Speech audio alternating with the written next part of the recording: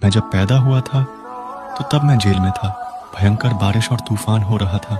मुझे मारने की तैयारी जन्म से पहले ही हो चुकी थी। पैदा होते ही अपनी माँ से बिसर गया और जैसे जैसे बड़ा हुआ तो तरह तरह असुर मुझे मारने के लिए मेरे पीछे पड़े।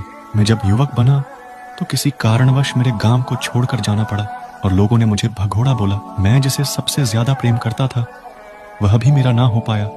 धर्म के लिए युद्ध लड़ा और धर्म की जीत दिलाई, लेकिन फिर भी लाखों करोड़ों लोगों को मारने का श्राप मेरे ऊपर लगा और जिसके कारण मेरा पूरा वंश खत्म हो गया। मात्र अंगूठे में तीर लगने की वजह से मेरा मृत्यु हो गई, क्योंकि पिछले जन्म के कर्म ही मेरा ऐसा था। फिर भी मैंने कभी शिकायत नहीं करी और ना ही किसी का बुरा चाहा। और तुम हो कि एक छोटी सी समस्या को लेकर रोते रहते हो, चिल्लाते रहते हो। पता है क्यों? क्योंकि ना तो तुम्हें खुद पर भरोसा है, ना ही मुझ पर। मैं जब पैदा हुआ था तो तब मैं जेल में था। भयंकर बारिश और तूफान हो रहा था।